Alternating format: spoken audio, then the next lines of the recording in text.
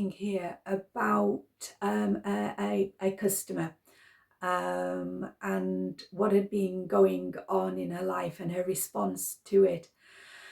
And it reminded me again of the fact that men communicate their real truth, their reality, through their actions rather than their words. And it's struck me over the years that we women, because we talk, because we communicate, because we feel our way forwards with each other. Our communication is very feeling, aren't they? And you will see women, how are you? How are you feeling? How is that affecting you? Whereas if you watch a group of men together, it's completely different. One of them may fall downstairs and break his leg, and the others are howling with laughter and dining out on the story for years later. It's just a difference in the sexes, isn't it?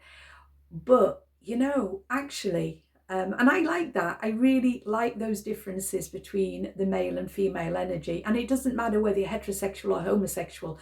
Some women are, more masculine, some men are more feminine, and I'm certainly not getting into any gender discussion. I'm just explaining in terms of, straightforward, male, female energy, romantic situations, what I'm saying.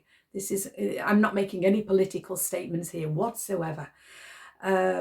But it strikes me that a lot of times women have forgotten, maybe they didn't know it. Maybe they didn't know that men, if a man's words and actions match, right, they do match, then fantastic. Because even if it's not what we want to hear, at least we know where we stand. But if a man's words and actions don't match, women have a tendency, because this is how we communicate with each other, to pay attention to the words and to hang on to the words, what was promised, what was said. Whereas really what you've got to do is look at the actions, okay? So, I have worked with a lot of women who have, started an online relationship, if you like. So maybe they've never met the person in question, maybe they've only met once or twice, but they are listening to the words and they're convinced that this person is the one and they're going to be together forever because of the things that he says. But what they have to do is look at the actions. So that's just one example. So if the man is making no real effort, and I'm not saying it's all, the man's duty. If there's geographical distance, then the woman could just as easily travel towards the man. But if the man's not up for that idea, if the man's not keen on that idea, if the man drags his heels over that idea, then you know what? You got to listen. You got to pay attention to the actions. So it's also like our own partners, isn't it?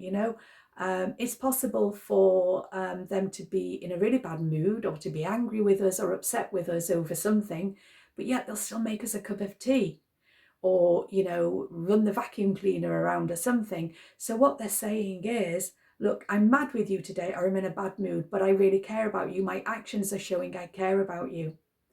On the other hand, if some guy's swearing undying love and sending texts, hey babe, hey hun, how are you, hey beautiful, hey sexy, yet nothing more is happening, you've got to really pay attention to the lack of action, because that's where the reality lies.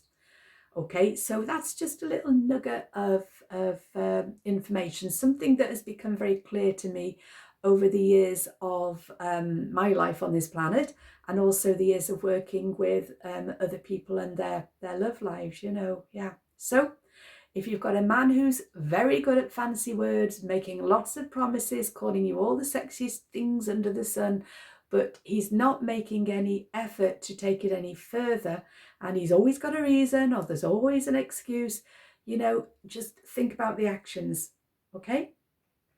Because words do come cheap, and they're lovely to hear, and everyone loves to hear compliments, of course we do. But if you're looking for something important, or you're looking for some meaning, just look at the actions. Okay, bye.